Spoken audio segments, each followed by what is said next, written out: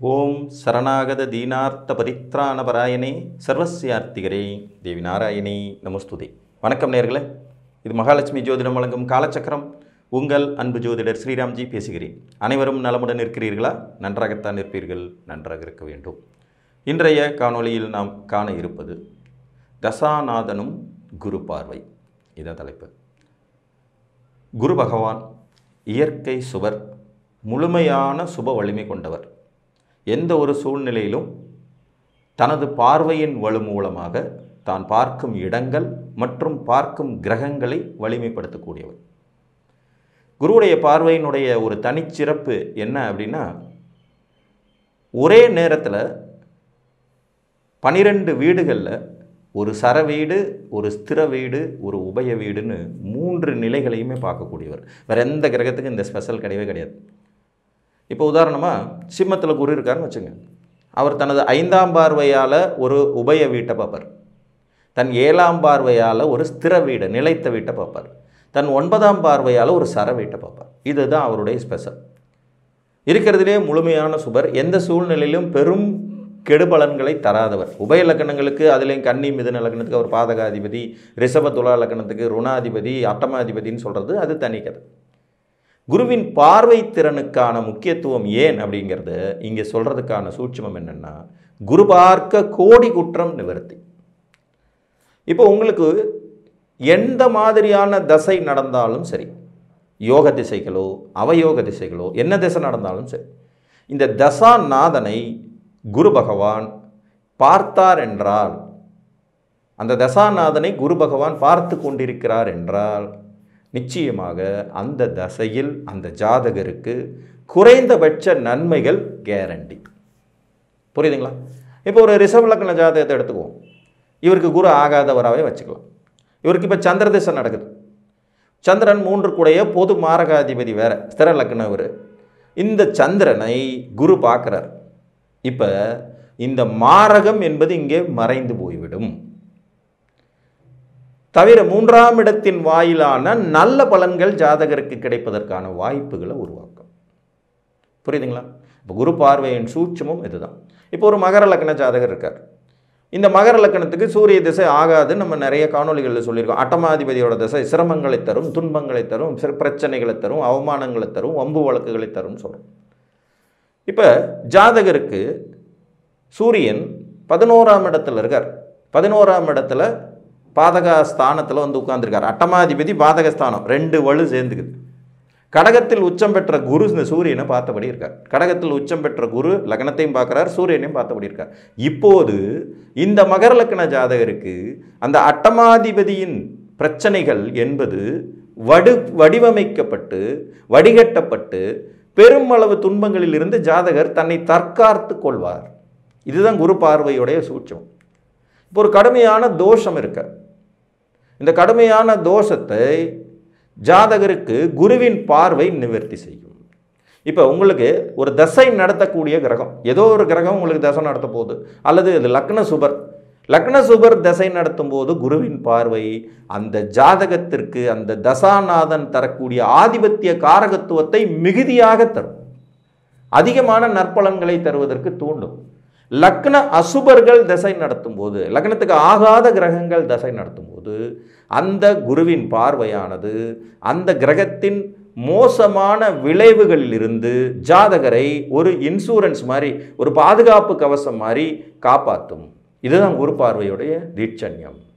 செவ்வாய் தோஷமோ ராகு தோஷமோ களத்திர தோஷமோ குருவின் பார்வைக்கு முன்பு எடுபடாது. குரு பார்க்க கோடி குற்றங்கள் நிவர்த்தின்னு சொல்வதனுடைய சூட்சுமமே அதுதான். இப்போ உபயலக்கண ஜாதகமான மிதுனம் கன்னிக்கு பாதகாதிபதியாக குரு வரும் நிலையில் கூட, இப்போ உதாரணமாக ஒரு மிதுன லக்கண ஜாதகத்திற்கு 3ஆம் இடம் சிம்மத்தில் அமர்ந்திருக்கிற குரு 7ஆம் இடத்தை பார்த்துட்டு இருக்காருன்னா இவருக்கு நல்ல வாழ்க்கை துணை அமையும், உதவிகரமான வாழ்க்கை துணை அமையும், திருமணத்துக்கு பிறகு நிறைய முயற்சிகளில் வெற்றி அடைவார்னு அப்படியே பலன் மாறும். 7ஆம் இடத்தை குரு பார்ப்பதனால் ஏற்படுற சூட்சுமம் அது. புரியுதுங்களா? காலி இடங்களை வலுப்படுத்தும் தன்மையும் குருவோட பார்வைக்கு மட்டும்தான் உண்டு. மற்ற கிரகங்கள் காலி இடங்களை பார்ப்பதனால பெரிய தாக்கங்கள் எதுவும் ஏற்படுத்தி விடுவதில்லை. ஆனால் குருவுடைய பார்வை ஒரு எம்டியான வீடு, காலியான வீட்டை பார்த்தால் கூட அந்த வீட்டின் மூலமாக ஜாதகருக்கு கிடைக்கும் நற்பலன்களை நிச்சயமாக கொடுத்து விடுகிறது. அப்போ தசாநாதனை குரு பார்க்க அந்த தசை உங்களுக்கு யோக திசை தான். ஒரு ஜாதகத்தில் அடுத்தடுத்து வரக்கூடிய ஒரு 20-30 ஆண்டுகள் 40 ஆண்டுகளுக்கான தசநாதர்களை குரு பார்த்தபடி இருக்கிறார். ஒரு உதாரணம் எடுத்துக்கலாம். ஒரு துலா லக்ன ஜாதகம். இந்த துலா லக்னத்துக்கு லக்னத்திலேயே குரு இருக்கார், லக்னத்திலேயே குரு பகவான் அமர்ந்திருக்கிறார். இப்போ இவருக்கு 5ஆம் இடம் பூர்வ புண்ணியஸ்தானத்தில் சனி ஆட்சி, 9ஆம் இடத்துல புதனும் சுக்கிரனும், 9ஆம் இடத்துல புதனும் சுக்கிரனும்.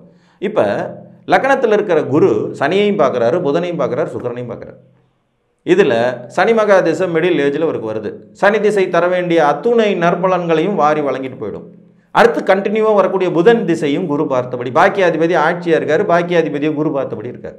இங்கே லக்னத்துக்கு எதிரி கிரகமான குரு 3-6 கூடையவர் லக்னத்தில் அமர்ந்திருப்பது சிறு சிக்கல் என்றாலும் கூட அது குரு திசையில்தான் சிக்கலை தவிர அவர் பார்வையினால் ஏற்படும் சுபிட்சங்களை ஜாதகர் முழுமையாக அனுபவிப்பார். நல்ல பதவி, அந்தஸ்து, குழந்தைகள், சமுதாயம், கௌரவம், முன்னேற்றம், பொருளாதார வெற்றின்னு வரிசையாக வந்துடும். இப்போ சனி திசை 19 வருஷம், புதன் திசை 17 வருஷம், 36 ஆண்டுகள் அப்படியே லைஃப் வந்து கோல்டன் பீரியட் மாதிரி போயிடும். இதில் லக்ன சுபர்களாகவே அவர்கள் இருந்து இதில் குருவின் பார்வையையும் பெறும்போது அதி அற்புதமான நற்பலன்கள் கிடைத்துவிடும். இதே துலா லக்ன ஜாதகம் குரு பகவான் லக்னத்திலே அமர்ந்தபடி இருக்கிறாரு. 5ஆம் இடத்துல 5ஆம் இடத்துல சூரியன் உட்கார்ந்துருக்காரு, 5ஆம் இடத்துல சூரியன் உட்கார்ந்துட்டு இருக்காரு. அதற்கு அடுத்து 7ஆம் இடத்துல சந்திரன் அமர்ந்திருக்கிறாரு, மிதுனத்தில் செவ்வாய் அமர்ந்திருக்கிறாரு. இப்போ சூரிய சந்திர செவ்வாய் திசைகள் வரிசையாக 3 வருது. துலா லக்னத்துக்கு இவங்க வந்து பெருசாக நன்மைகள் செய்யக்கூடியவர்கள் அல்ல. சூரியன் பாதகாதிபதி, சந்திரன் கேந்திராதிபத்திய தோஷத்தை கொடுக்கக்கூடியவர், செவ்வாயும் 2-7 கூடைய மாரகாதிபதி. ஆனால் இதில் குருவின் பார்வை லக்னத்தில் இருந்தபடி இந்த 3 பேரையும் பார்த்து கொண்டிருக்கிறது. இப்போ இந்த சூரிய திசையாகட்டும், சந்திர திசையாகட்டும், செவ்வாய் திசையாகட்டும் கெடல் பலன்களை தருவதற்கு தயாராக இருந்தாலும் குருவின் பார்வையினால் அது மட்டுப்படும். புரியுதுங்களா? அப்போ ஜாதகர் அதை சமாளிக்கும் தன்மையோடு இருப்பதற்கு தகுதி கொண்டவராகும். இதுதாங்க குரு பார்வையோட விசேஷம். குரு பார்க்க கோடி குற்றம் நிவர்த்தி. உங்கள் லக்ன சுபராகவோ அல்லது லக்ன அசுபராகவோ அவர் இருக்கட்டும், ஆனால் அவரின் பார்வையின் தீட்சண்யம், பார்வையினால் கிடைக்கக்கூடிய நற்பலன்கள், அந்த பார்வைப்படும் இடங்களினால் உங்களுக்கு கிடைக்கக்கூடிய சராசரியான நன்மைகள், அந்த பார்வையை வாங்கிய தசாநாதர்கள் உங்களுக்கு எதிரியாகவே இருக்கும் பட்சத்திலும் கூட ஒரு தன்மையாக நடந்து விடுவது என்கின்ற பலன்களை நீங்கள் வாழ்நாளில் அனுபவிக்க இயலும். இது ஒரு பெரிய ப்ளஸ் பாயிண்ட். லக்னத்தையோ லக்னாதிபதியையோ குரு பார்ப்பது என்பதே ஆயுளுக்கு தீர்க்கமான ஒன்று. ஜாதகரின் செயல் திறன்களில் ஒரு வேகம் இருக்கும் அப்படின்னு சொல்லிடலாம். 7ஆம் இடத்தை, 5ஆம் இடத்தை, 9ஆம் இடத்தை குரு பார்க்க ஒருவர் பிறக்கிறார் என்றால் அவருக்கு உறவுகள் சிறப்பாக அமைந்துவிடும், யோகிதை உண்டாகும். தகப்பனாதி வர்க்க உறவுகள் நல்லா இருக்கும், குழந்தைகள் சார்ந்து வரக்கூடிய உறவுகள் நல்லா இருக்கும், மனைவி சமுதாயம் சார்ந்த உறவுகள் நல்லா இருக்கும். அப்போ இது போதுமே. வாழ்க்கையில் அதிகப்படியாக சந்திக்கிற உறவுகளே இவங்க தானே. வாழ்க்கை துணைன்னு ஒன்று, புத்திரபாக்கியம்னு ஒன்று, அப்பா வழி உறவுகள், அதன் மூலம் கிடைக்கிற அம்மா, முடிஞ்சு போச்சு. அப்போ லக்னத்தில் குரு இருப்பது ஏன் சிறப்பு என்பது இதன் மூலம் நீங்கள் தெரிஞ்சுக்கலாம். குருவின் பார்வை தசாநாதனுக்கு கிடைச்சிட்டா அந்த தசை உங்களுக்கு மினிமம் கேரண்டி. உங்கள் லக்னத்துக்கு எதிரி, இதிலே அவர் லக்ன நண்பராக இருந்து உங்களுக்கு பார்க்கும்போது இன்னும் கூடுதல் சிறப்பான பலன்களை தருவார். இப்போ உதாரணமாக ஒரு கடகலக்ன ஜாதகம். இந்த கடகலக்னத்துக்கு குரு நல்லவர், பாக்கியாதிபதி. கடகலக்ன ஜாதகமான குரு நல்ல நிலையில் இருக்க இவருக்கு 2ஆம் இடத்துல சிம்மத்தில் குரு உட்கார்ந்துட்டு இருக்கார். இந்த கடகலக்ன ஜாதகருக்கு சனி திசை வருது. சனி பகவான் தனுசில் அமர்ந்திருக்கார். 7-8 கூடைய சனி பகவான் லக்னத்திற்கு 6ஆம் இடத்துல தனுசில் அமர்ந்தபடி தசை நடத்த போகிறார். சனி திசை மொத்தம் 19 வருஷம். குரு பார்வையில் இருக்கும் சனி மகா திசை. புரியுதுங்களா? லக்ன சுபர், ஆனால் தசை நடத்த போகிறவன் அசுபர்.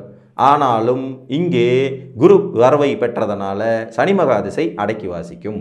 ஜாதகருக்கு தேவைப்படுற மினிமம் கேரண்டியை கொடுக்கும். பாவக்கோள்களின் பார்வையை பெறும் தசாநாதர்களுக்கும் சுபக்கோள்களின் பார்வையை பெறும் தசாநாதர்களுக்கும் நிச்சயமான வித்தியாசம் உண்டு. அதே மாதிரி புதனும் சுக்கிரனும் பார்ப்பது கூட மாறுதல்களை ஏற்படுத்தினாலும் கூட குருவின் பார்வை அளவுக்கான தீட்சண்யத்தை தராது. புரியுதுங்களா? ஏன்னா இதுதான் இருக்கிறதுலே பவர்ஃபுல்லான பார்வை. 3 இடங்களிலும் ஒளியை சிதறடிக்கும் தன்மை கொண்ட கிரகம் குரு. தனது சுபமான பார்வையினால மொத்த விதியையும் மாற்றி அமைத்து விடும் வலிமை கொண்டவர் குரு பகவான். அதனால் குருவை பற்றி பேசிகிட்டே போகலாம். குரு பார்க்க கோடி குற்றமும் நிவர்த்தி தான். கோடி குற்றங்களும் நிவர்த்தி ஆகும்போது ஜாதக கிரக தோஷங்களோ அவயோக கிரகங்களின் தசையினால் ஏற்படக்கூடிய துன்பங்களையோ தாங்கும் வலிமை உங்களுக்கு நிச்சயமாக கிடைத்துவிடும் என்பதே நிதர்சனமான உண்மை என்று கூறி மீண்டும் ஒரு காணொளியில் உங்களை வந்து சந்திக்கும் வரை உங்களிடமிருந்து அன்புடன் விடைபெற்றுக் கொள்வது உங்கள் அன்பு ஜோதிடர் ஸ்ரீராம்ஜி. நன்றி, வணக்கம்.